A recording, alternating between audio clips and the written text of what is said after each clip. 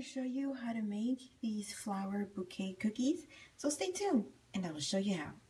Here are the things that I used: some fondant, Kelly and Leaf Green food coloring by Wilton, some flower silicone molds, a tree cookie cutter, some shimmer dust in the green, and a brush, and a 3/8 of an inch white ribbon. Alright guys, let's get started.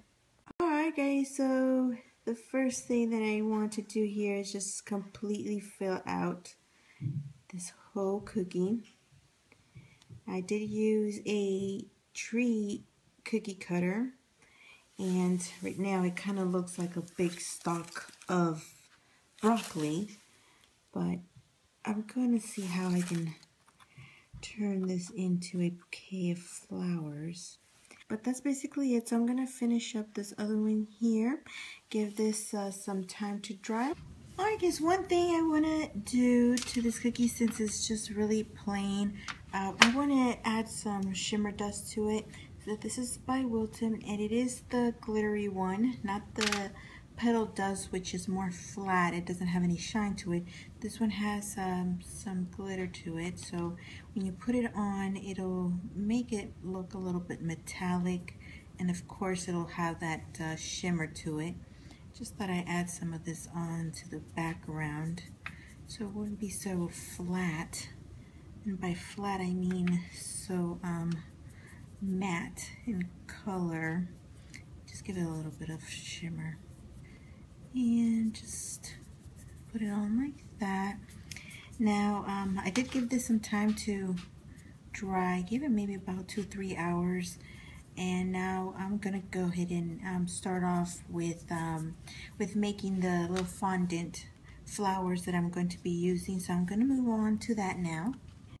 Alright guys, so now moving on to the flowers. I have a lot of them here that I already pulled out of my molds, and I got these molds from eBay. You can probably find them on Amazon as well, but eBay has them like really inexpensive. The only thing is that they do come from like China, so it will take around 3 weeks to get to you. But anyways, that's what you're going to need. Here, a nice fluffy brush, and this is by Wilton, and I'm gonna have some cornstarch, and I'm gonna dip in my brush into the cornstarch. And what I like to do, I'm gonna move these aside before I mix them up.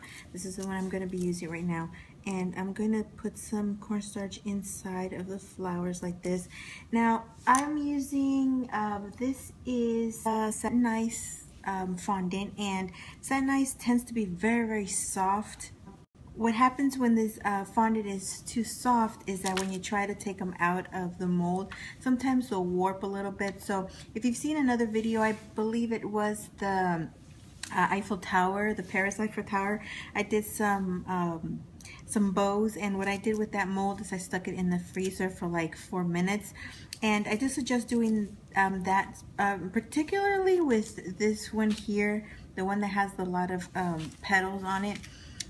Because it has so much detail to it that when you pop them out, they do get distorted a little bit. I didn't get that distortion with the other ones, so I do suggest, if you do get this one here, to just stick it in the freezer for 3 or 4 minutes, and they'll pop out a lot nicer.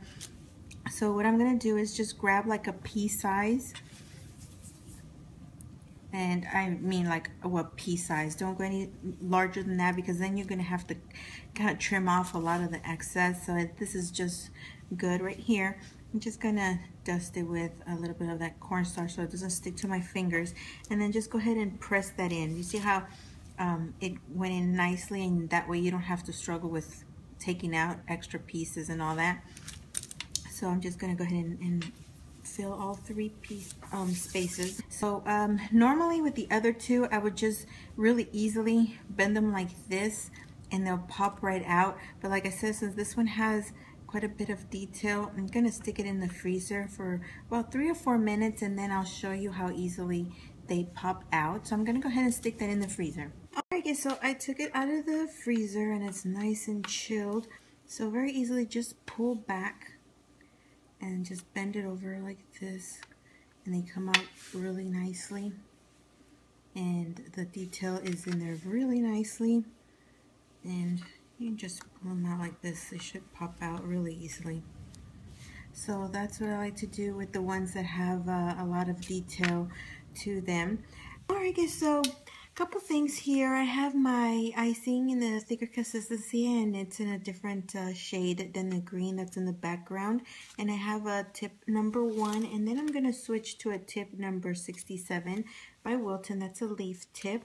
And what I've done here is I've put my flowers onto where I want them to go. I did give the flowers, after I took them out of the mold, about 20 minutes for them to get a nice little crust on the outside of them. They'll still be soft on the inside, but I want them to have a nice crust so when I pick them up, I don't distort them. They don't get smushed.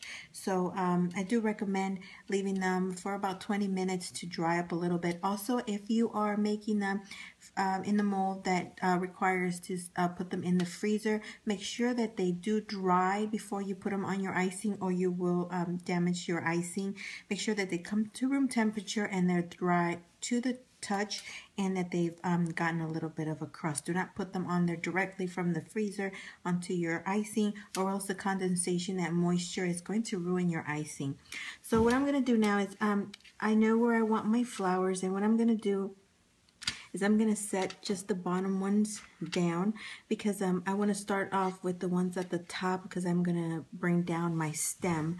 So I'm going to start off with this one, and I'm just going to set a little bit of icing and put that on there. Don't put too much to where it's going to gush out to the sides when you push your flower on it. And then just bring down your stem. And then again your other one, and then you're going to do that to each of them.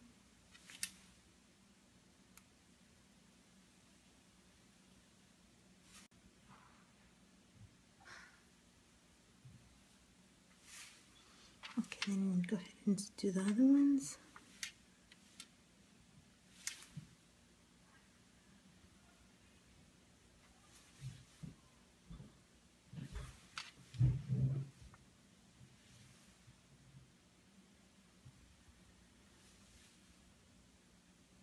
I find this is the easiest way to do it. Okay, now I'm going to go ahead and switch my tip to my leaf tip.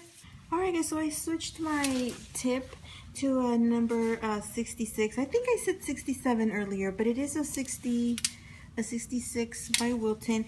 And what I'm basically going to do is make some leaves. And I know roses have leaves throughout the stem of the flower, but I'm going to kind of fill in the bouquet with a lot of the leaves like you see here. So I'm going to put about 3 or 4 leaf little petals around each flower, and that'll kind of fill in a lot of the gaps. So I'm going to do that really quickly because I don't want to make this video too long.